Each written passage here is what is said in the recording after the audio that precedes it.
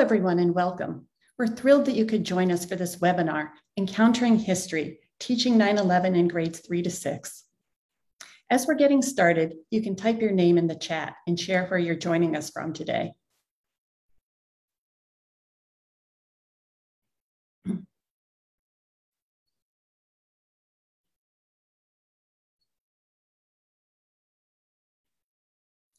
Oh boy,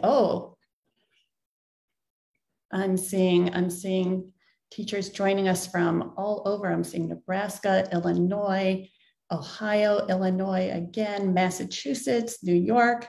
This is, I'm so happy that you could all join us. I know some of you have probably just finished up your teaching day, and some of you are probably just getting ready to start your classes after Labor Day.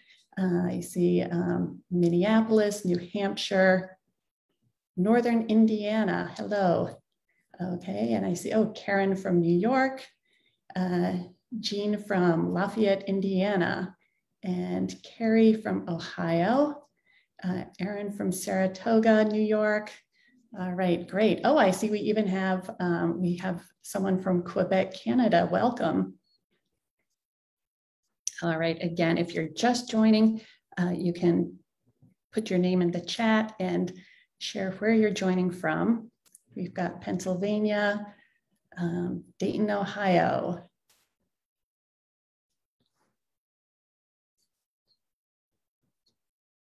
All right, thank you everyone. I'm Rebecca Leon, Editorial Director of Education for Scholastic ELA Magazines and Education Editor of Storyworks. And I'm here today with my colleague, Karen Kelleher, Senior Education Editor of Scholastic News, Grades 3 to 6. Scholastic Magazines Plus provide fresh, high-interest, inclusive nonfiction and other genres, and every single article is supported by a wealth of resources and activities designed to be ready to teach, reflect the diversity of student experience, and build knowledge and skills across the content areas. We're honored to be joined today by our special guests, Jennifer Lagasse and Rachel Rhodes. Jen has been the Assistant Director of Education Programs at the 9/11 Memorial and Museum for 7 years. She oversees school, teacher, youth, and family programs, including the upcoming Anniversary in the Schools webinar on September 10th and 11th. And they will have a live chat from 9 a.m. to 3 p.m. That's something that your students could join with you. And you'll be hearing more about that in a little bit. Rachel teaches 4th grade at Acmetonia Elementary School in Springdale, Pennsylvania, and she brings her experience of teaching about 9/11 in the elementary classroom for a number of years. So welcome, Jen and Rachel. Welcome, everyone. I'm Karen Kelleher. I wanted to share that throughout this PD session, you'll get insights and tips on how to teach about 9/11 in the classroom, why it's important, and what you can expect. We have lots of amazing free resources to share with you from both Scholastic Magazines Plus, our company, as well as from the 9/11 Memorial and Museum that you'll be able to use with your students right away. Plus, each attendee with us here today will receive a continuing education certificate of participation after the event. So on top of all that, we're truly delighted to be able to offer 3 lucky teachers a chance to win a free subscription to any Scholastic magazine of their choice, plus an autographed copy of Lauren Tarshish's brand new graphic novel, I Survived the Attacks of September 11th, 2001. So to enter for your chance to win, all you need to do is answer a question for us in the chat. That question is, for you, what is the biggest challenge in teaching about 9/11? So give that some thought, and when you're ready, enter your response in the chat box or the comment section, and you'll automatically be entered to win. And we will be reaching out to 3 lucky winners after our time together today. And with that, why don't we get started? So I think it makes sense to begin with the why of all of this, the reason that we're all here. The reality is, in many ways, it would be easier not to talk about 9/11 with upper elementary students. It's emotional, it's difficult. It might be easier not to go there. But panelists, I wonder if you can explain why you feel otherwise. Why do you think it is important to talk about 9/11 in the upper elementary grades? Jen, would you like to start us off? Sure. Yeah, it's a really good question. I mean, I don't think I have to tell educators of upper elementary students how perceptive their students are.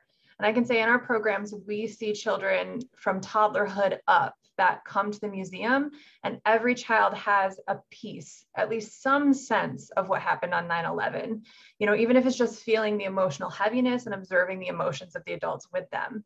So the reality is that they have this sense, and there is a lot of bad information out there and bad, potentially age inappropriate resources. So the reality is the classroom is really the place to be having these discussions, because if you can provide that solid factual foundation for them that's appropriate for their age, it sets them up to really dig in and get a little more nuanced and complex as they age, but they're getting the information from a trustworthy source where they can feel free to ask their questions, and you know that you have the ability to answer them well. That makes a lot of sense. And Rachel, you teach about 9/11 with your fourth graders every year. Can you share a little bit about your reasons for doing that?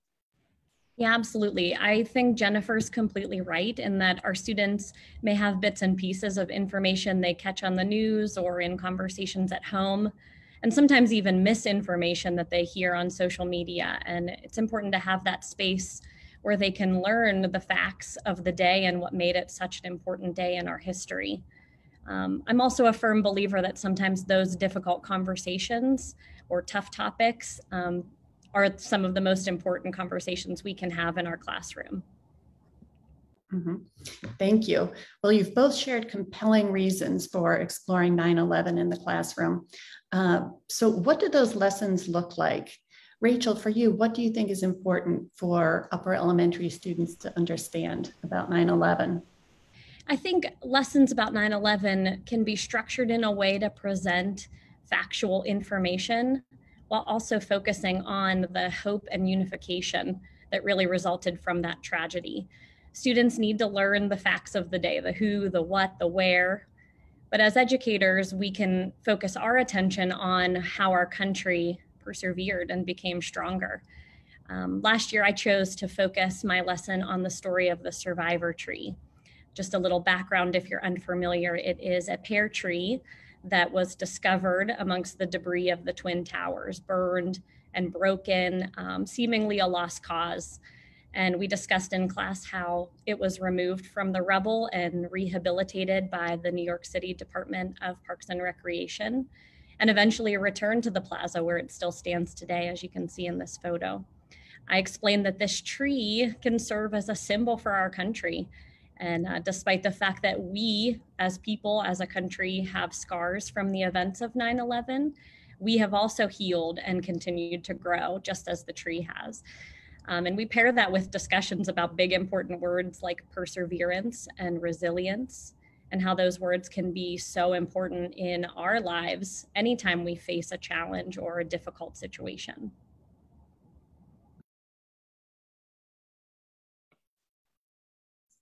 That sounds so important, Rachel. Thank you so much. And as you said, that that resilience and healing part is so relevant today. And Jen, for you, what do you think are the key components of a lesson on 9/11? So in the museum, all of the work that we do is structured around an inquiry model. And especially for a difficult topic like 9/11, inquiry works wonderfully well because students have so many questions and they are so curious about this topic. And so when they get the chance to ask you anything, they truly will. So we tend to structure around, you can structure around an object, an image, or even a book that works very well. Give them something to anchor to that they can explore and ask questions about it. You know, what do they notice? Help them make connections. We also try to help students make connections to self, you know, this is something that this connection to the idea of personal stories and this idea that history is something that happens to real people who aren't that different from themselves is something that's so useful, whether you're talking about George Washington or you're talking about 9/11, right? Because then, and I see some of the teachers in the comment section talking about how do I make this real and relevant? Hearing that first person voice, this becomes something that happened to real people instead of just this large event. And then I also make sure to not just stop at what happened on 9/11, but again, and Rachel mentioned this, going beyond to talk about how people chose to respond, both in the immediate and long-term aftermath. This can be really empowering for students because it allows them to feel agency, you know? Something that we say a lot in the museum that I've heard is you can't control what happens, but you can control how you respond. So how did people make good decisions in the aftermath of this event and respond? And then you always need time for an art activity or a reflection activity because it can be really illuminating to see visually from their responses the parts of the story that really stuck with the kids. So we always try to make sure that we never cut out that processing activity at the end. Thank you. Jen, can you describe a little bit about what that kind of art activity looks like at the museum? Yeah, sure. So there's a few examples. A simple one is we have an activity called Dear Hero Postcards that we launched as a part of our Activities at Home program during the pandemic. These are simple, short art activities that require only materials that you can find at home. So they're great for parents and they're great for remote learners. And in that activity, you talk about the concept of what a hero is and what does it mean to be heroic. And it allows students to then connect to somebody they feel is a hero in their own life. When we do this with students, they might say, you know, EMTs, doctors, and some of them will say the school safety officer at the front desk of my school because she keeps me safe. And it allows them to then create a postcard to a hero in their own life to make that connection and to allow them to carry it forward and thank somebody in their own life. Jen, I have a follow-up question as well based on some of the comments that I'm seeing in the chat. Yeah. How much geopolitical detail do you suggest that teachers in the upper elementary grades get into? How do you make that call? That's an excellent question. So I will say for this age group, a word that I hear a lot students saying, and sometimes teachers too, related to 9/11 is the word accident, because it's almost really hard to even just wrap your idea around the fact that this actually was not an accident, it was an intentional choice. So really, rather than focusing on geopolitics at the upper elementary level, we use sort of relationship language. That is to say that when they ask us who did this and why, we focus on what a terrorist is, and that the goal of terrorism is to change the behavior of groups of people or governments using fear, right? Fear is the tool that you're using to create change. And when we talk about, well, why would somebody do this? We say that the terrorists who attacked on 9/11 wanted the United States to stop communicating with or being in several countries. A lot of them are majority Muslim countries in the Middle East. We don't dig in much deeper than that. It's just enough to know the idea. They didn't want the United States to be present or influencing these areas. So they thought if they launched a large and shocking attack, that would cause the United States to move away, to stop being in these countries, to stop talking to the governments of these countries. And just that foundation, the idea of thinking about relationships between countries, friendship versus non-communication, that sets them up as they age and start to learn more about the complex geopolitical environment. They have a framing that I think makes sense for a 9-year-old. They can certainly understand that concept really well. And then you get to build and elaborate. But I would say, like, just as a base level, understanding that this was intentional and not an accident can be enough. That is enough. That's enough to process for this age group for one lesson, I think. I hear you. Well, thank you both very much. The lessons that you're both describing sound truly compelling, I know, to us, and I'm sure to our audience as well. I I wonder, when teachers are navigating these really important lessons about 9/11, what kinds of questions can they expect from upper elementary kiddos? And how should they respond? What are your insights on this? Jen, if you'd like to start. Sure. I think the biggest category across the board are who questions. They do want to know who did this and why. They also want to know a lot about the victims. Over time, I've got increasing questions about, well, where were you? You know, how old were you? What did you think? What did you feel? They're really interested in the people. And also, when they're thinking about why it happened, they do ask who did this and why. And they also will ask things like, but why the Twin Towers? They might want to understand why the Pentagon. That one's a little clearer to them usually once you explain that it's the headquarters of our military. But they're really interested in people, I find, more than anything. That makes sense. And Rachel, what questions do you get from your fourth graders? Are they similar? Yes, definitely. Very similar. The question of why is inevitably a point of discussion. They want to try to understand, as we all did and still do, why something like that would happen. Another question that I get more frequently now is, could it happen again? And am I safe? Again, they may hear bits and pieces on the news or conversations at home of things in the world today. And I think it makes those fears a little more fresh. And we can ease those fears by talking about some of the safety protocols that have gone into place since 9/11 and things that have changed, ways that our world has adapted to try to ensure our safety. Do you also get students asking you about your own personal experience, where you were, what you remember, and do you feel comfortable answering that? It's interesting. I saw a lot of teachers in the chat mentioning that, you know, their students weren't even born when this happened. They don't have that sense of this being a more recent event, despite the fact that it was now 20 years ago. So I don't often get the question, but I do present that information. Occasionally, they'll mention a family member who had an experience or was alive during the time and where they were.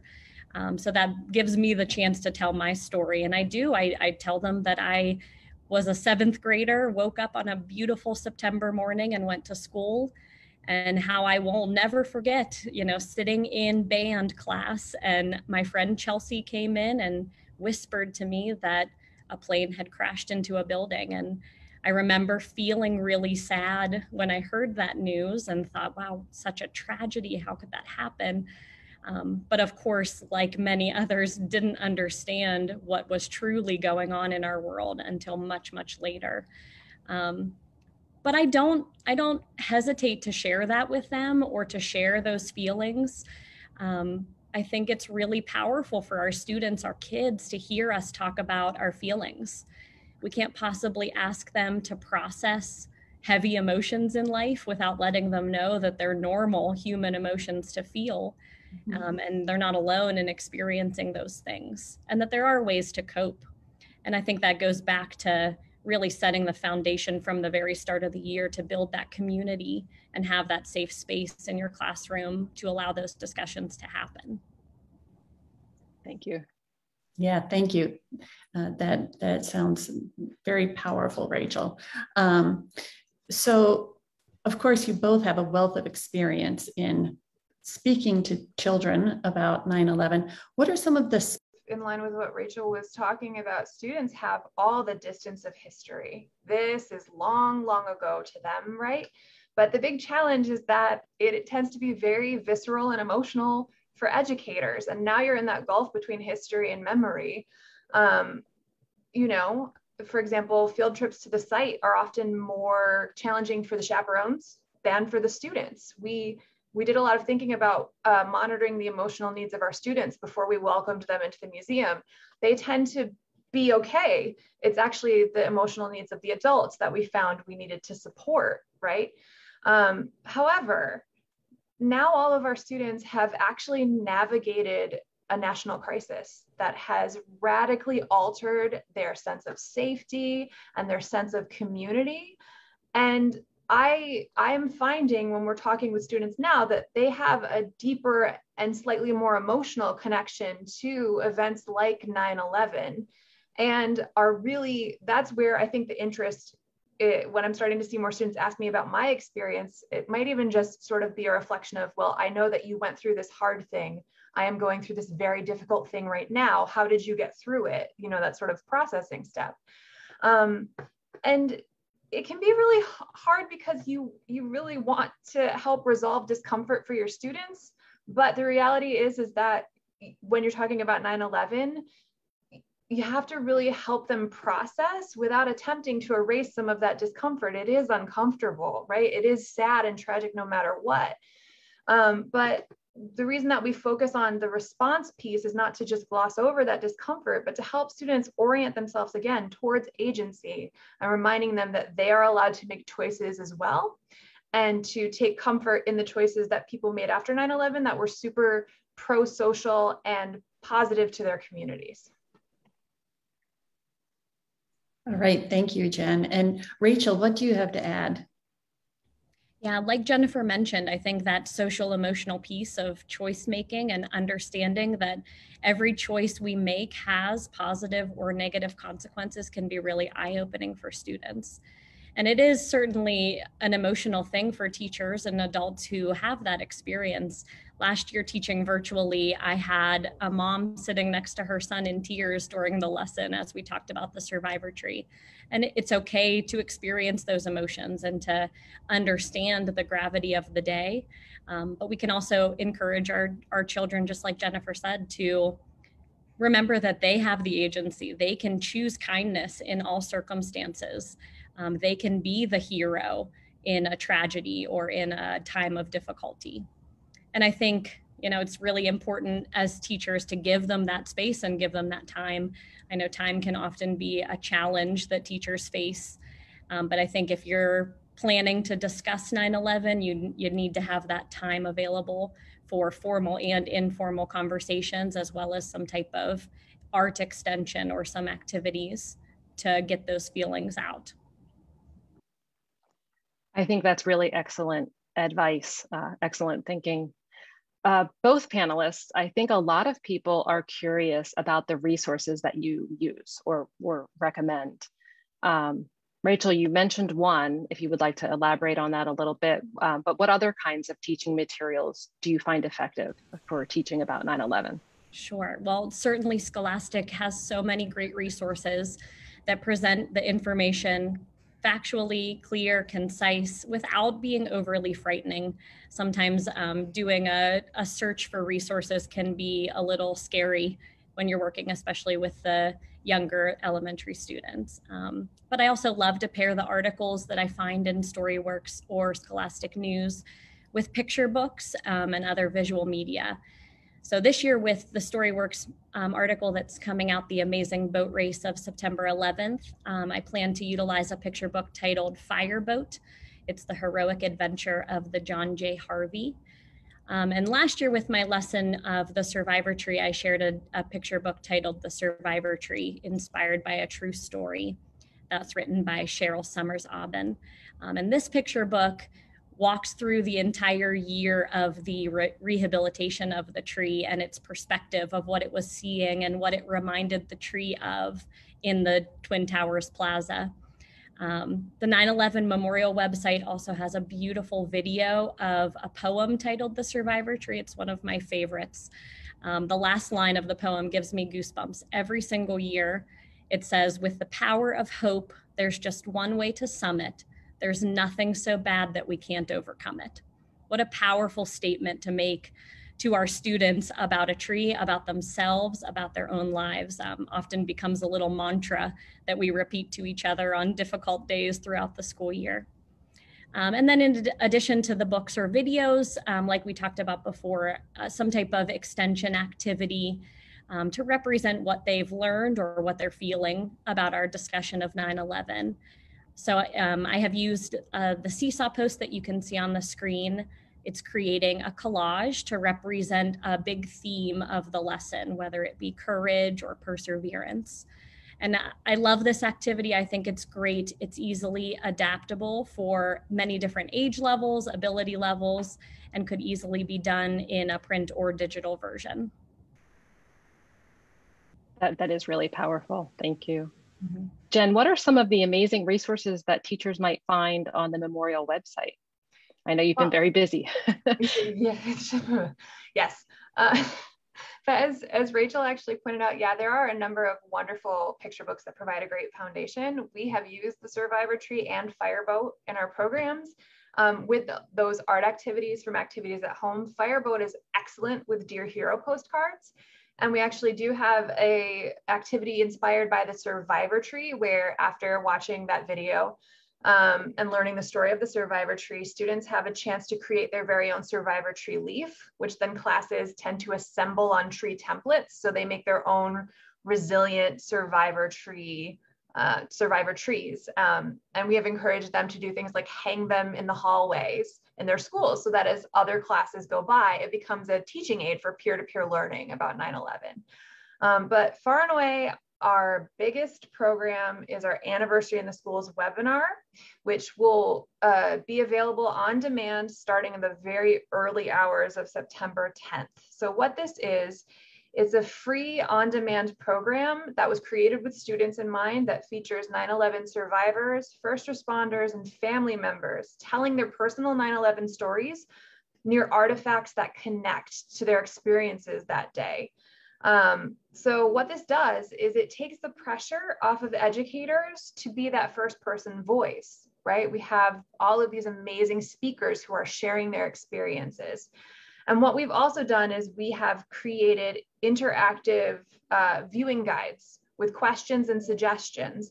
I'm excited to say that the full program is available for educators to preview starting tomorrow, because we want you to see the whole program before you share it with your students. For this age group, most narratives will be appropriate, but you might find that some of them are maybe a little intense. And the great thing about the on-demand format is that you can fast forward, pause, rewind. You can use the resource however you would like to do it. And along with that, on the 10th and the 11th, I and 16 of my colleagues are going to be on live chat all day long. When you watch the webinar, you click a little blue chat bubble and you connect directly to us, so that if students have challenging questions, we're there to support you and we're there to answer them. And I will say something unique about this Anniversary in the Schools webinar is that 3 of our speakers were themselves 10 years old on 9/11. So now we have students hearing adults who are speaking about their experiences as students. And then the other half of this slide is if you'd like to build that webinar out into a deeper lesson or exploration, we also have a whole slate of multimedia lesson plans that are organized by theme and grade, and those are available on our website as well. They can make excellent preparation activities or also post-program activities.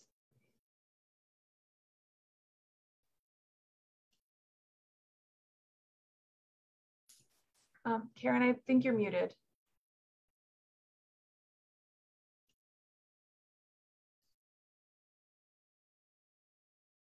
Sorry about that. I can attest that your resources are super strong, because when I was researching the materials and teaching materials for Scholastic News, I spent a lot of time on your website. It was truly an amazing experience. So I want to thank both of you for taking the time to chat with us about this important topic, and just say that we are all looking very forward to the Anniversary in the Schools webinar on the 10th and the 11th. All of our attendees, please be sure to check out the link in the comment section to learn more about that anniversary program, and of course to RSVP if you are interested, which I think that you will be. Okay, and we also want to share this free resource hub from Scholastic Magazines Plus, which has free articles about September 11th from Scholastic News and Storyworks magazines on levels from grade 3 to 6. From Storyworks, you'll get the amazing boat rescue of September 11th, which Rachel mentioned earlier, and it is truly a powerful narrative nonfiction article.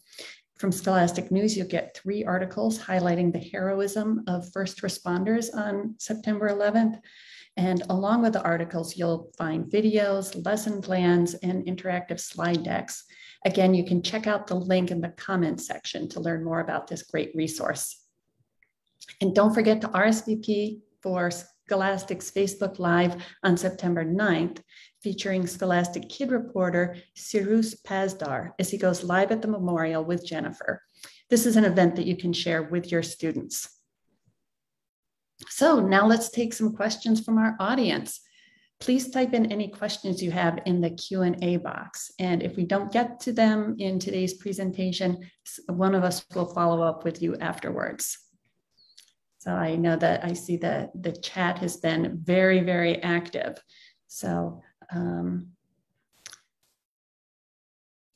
so you can now go ahead and put those questions in the Q&A. Jen, I wonder if the first question that came up is actually how to sign up for the Anniversary in the Schools webinar. Do you want to give a quick statement about that?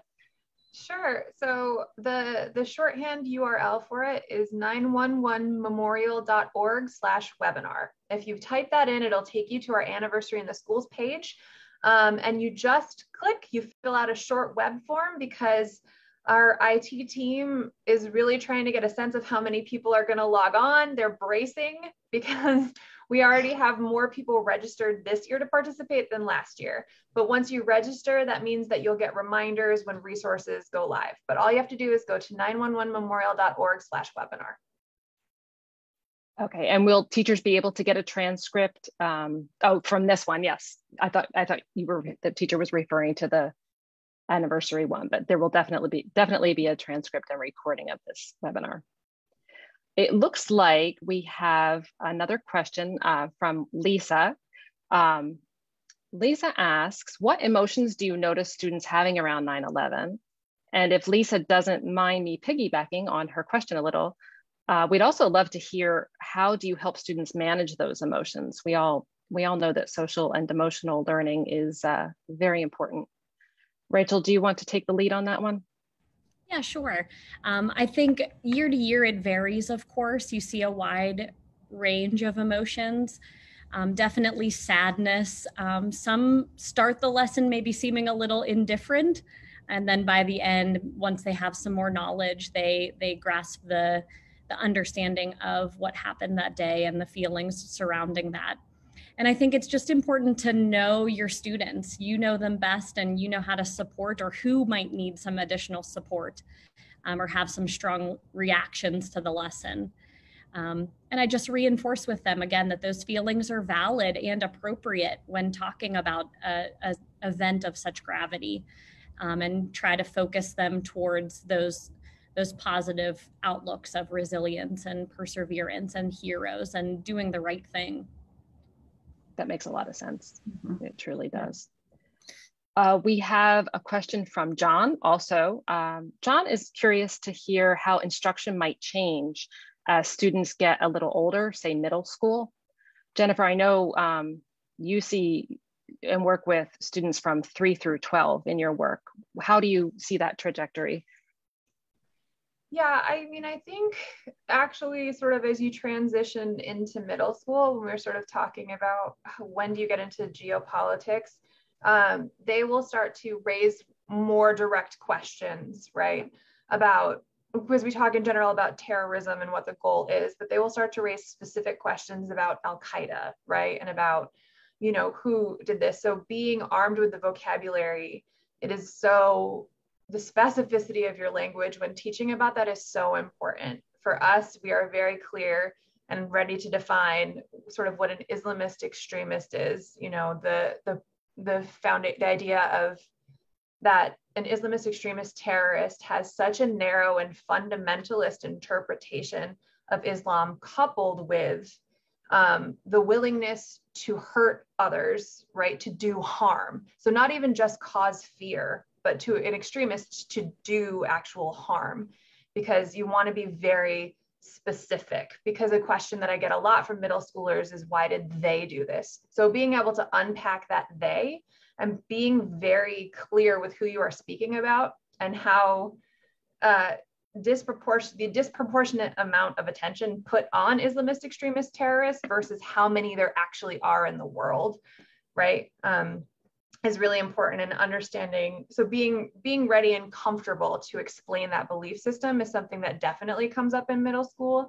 This is also when I don't get most of students all the way through 12th grade. I don't necessarily get somebody who's coming in very solidified in what might be a misinformed or conspiratorial belief.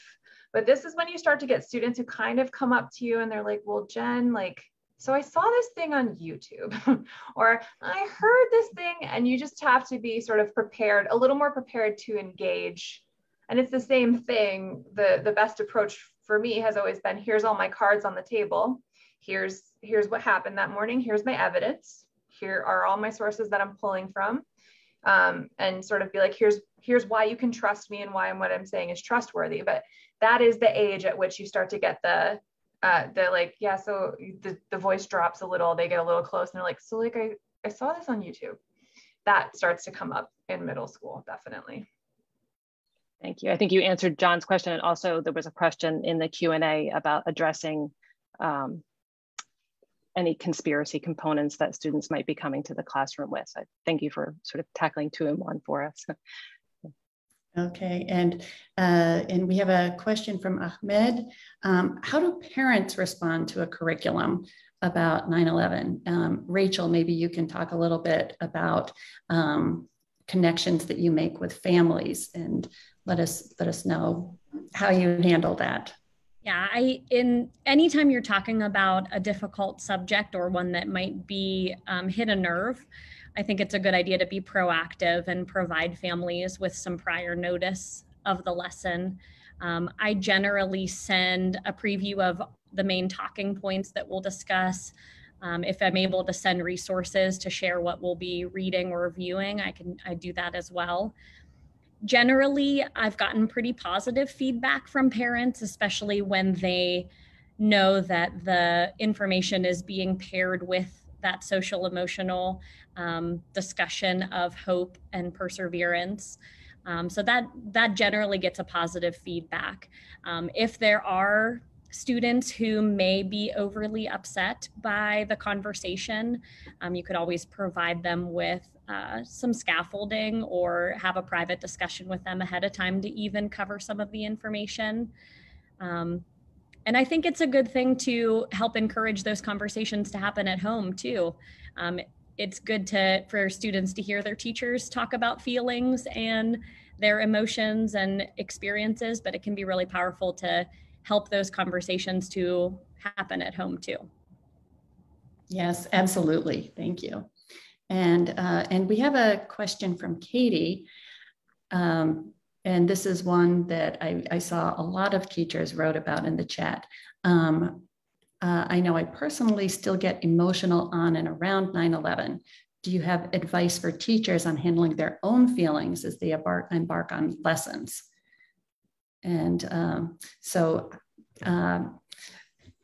Rachel, how do you handle the emotions of the day? Yeah, again, I think it's just an element of honesty. I don't want my students to not connect with me as a person. When they see me in the grocery store, I want them to not be surprised that I eat food as a teacher.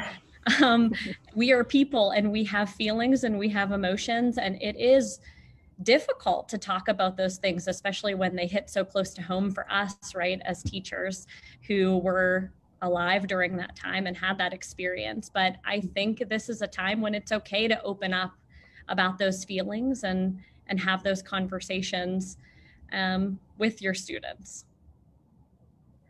In the Q&A, Michael asks, just as a follow-up to what you just said, does the emotion just serve to strengthen the lesson? So if you're emotional as a teacher, do you find that makes it more impactful? Absolutely. Yeah, I think it helps I saw a few comments in the chat as well saying that generally their students don't feel that connection or don't understand the seriousness of it. And I think maybe just seeing our faces when we discuss these topics and hearing the emotion in our voice is not a bad thing. I think it can be really powerful. Thank you. Yeah. So We have a question from Melanie in the Q&A. Melanie is asking, does the 9/11 Memorial Museum have online information that students in grades 6 through 8, so slightly older students, can access during lessons, or are all of the materials solely for educators?